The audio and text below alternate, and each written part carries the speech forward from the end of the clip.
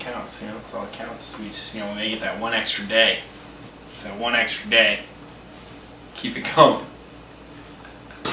I'm gonna make shepherd's pie. Or maybe Joel pie. There we go. So step one, we're gonna peel and boil some potatoes.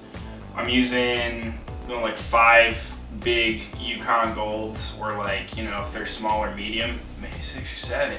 I don't feel like I need to show you how to peel and boil potatoes. So I got a pot of potatoes here. I guess it's like 8 of them. I probably made too many, but hey, mashed potatoes are good. Can't have too many mashed potatoes. So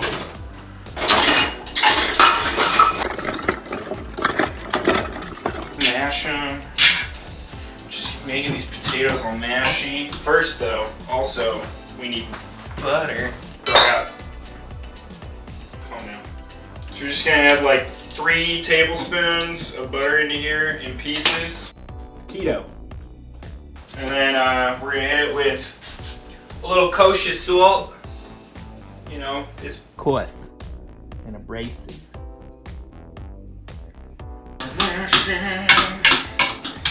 Basically, you just want to mash them to the point where you can hear your entire house shaking.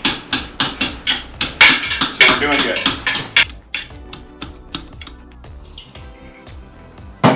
They're nice, kind of fluffy consistency. Got most of the lumps out. So good. We're good. I don't even know why I'm doing the rest of this. I could just live off of these. Okay. Can we make the bowl of meat magically appear? Mm-hmm. Step 2. We're gonna brown the meat. I'm gonna be using hamburger and bacon, all sliced up here. You can use whatever you got. I mean, you can make this with lamb. I don't have lamb. I'm just gonna use this. It's gonna be good. So we're gonna take this meat. We're going to brown it on medium high.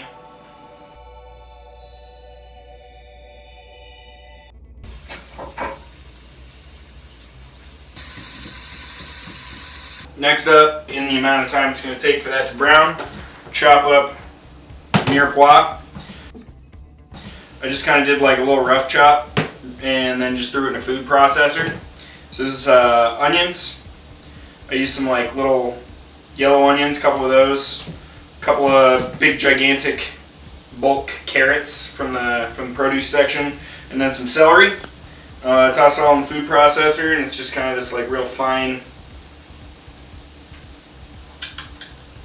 trio of fresh veg. We're going to throw that in there with the meat once it's browned up a little bit and kind of sweat some of the moisture out of this. Let it all get to know each other in the pan. This meat is most of the cow. This meat is all the highest quality purchased from Louise Earl Butcher in Grand Rapids, Michigan. I'm a Louise Earl man.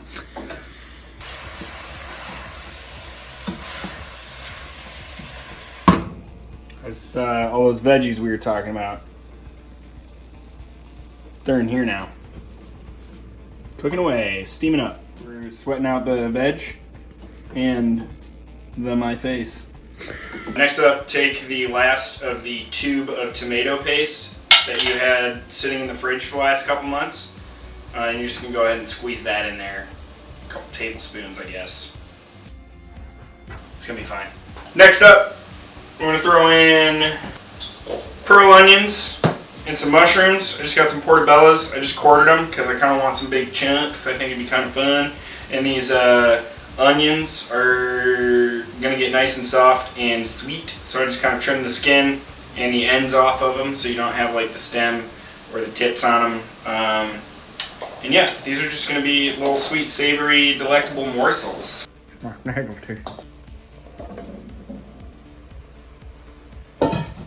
we're going to give them a big old happy mix. We're mixing them.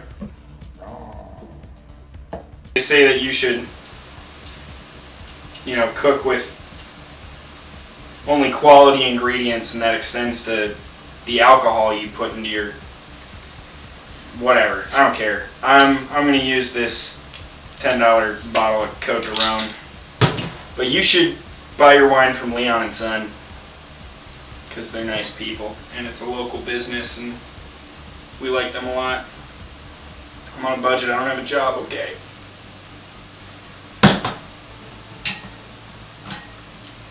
It's actually fine. I'm eating all that government cheese. We're gonna add a cup of red wine. Perfect.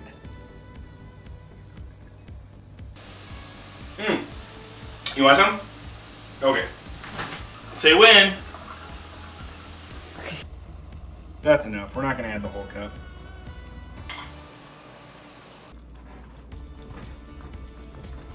Next up, we're gonna add some stock.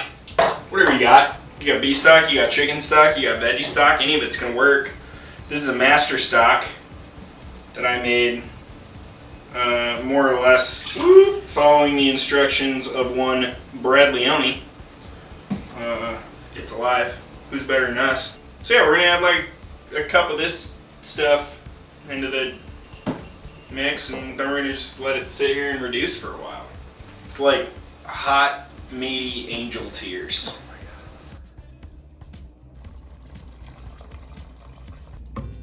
No bits left behind.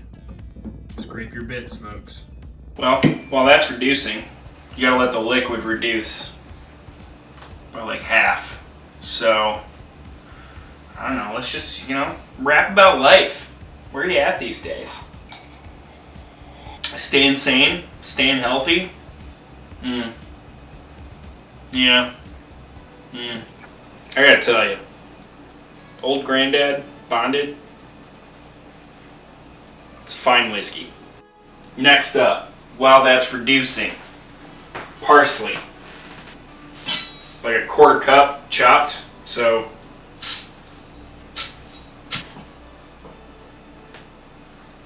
it's probably good.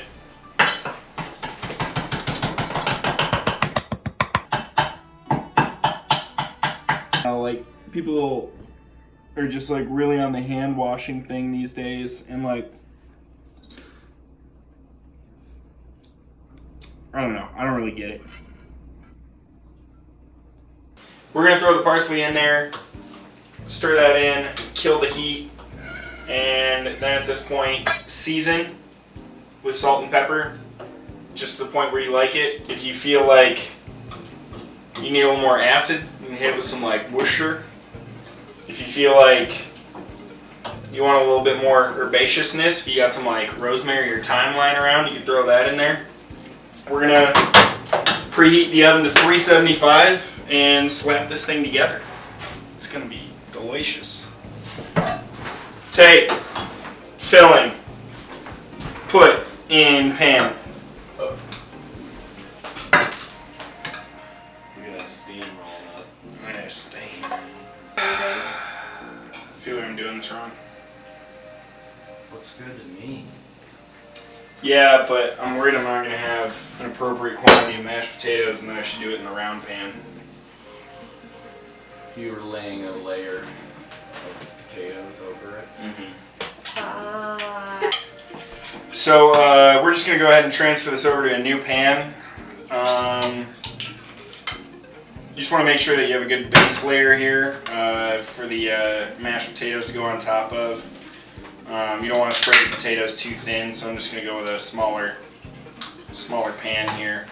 But yeah, it looks pretty good though. I don't know if you guys can see that, but it's just a nice shot of that right there.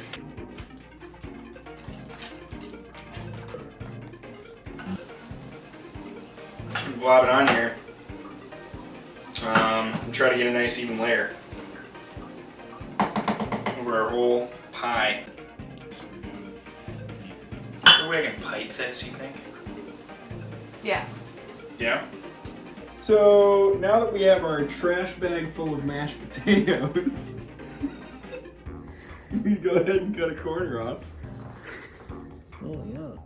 And we're just gonna squeeze these bad boys out of here.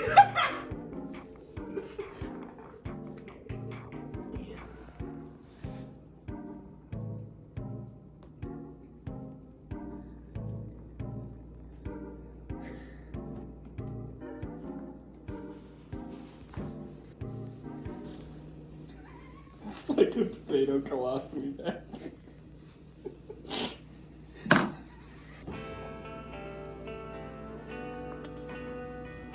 Yeah, that's great.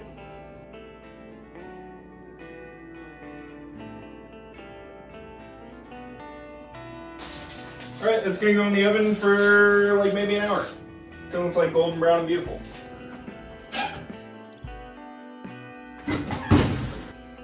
These are the freezer peas. Just putting peas in. And we're just gonna warm them up with a couple tablespoons of butter.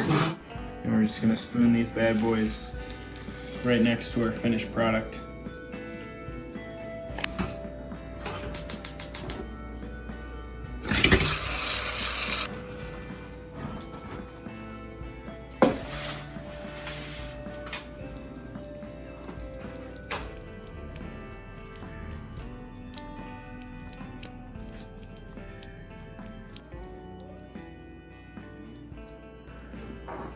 Oh my god.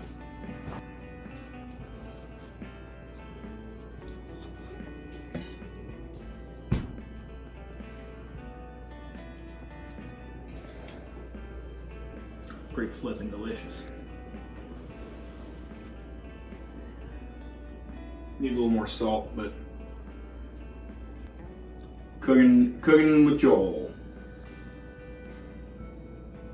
Joel's Kitchen.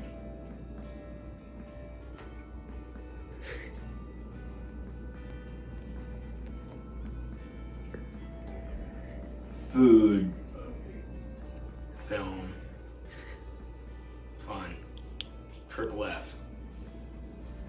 Triple F, signing off. I'm gonna eat this.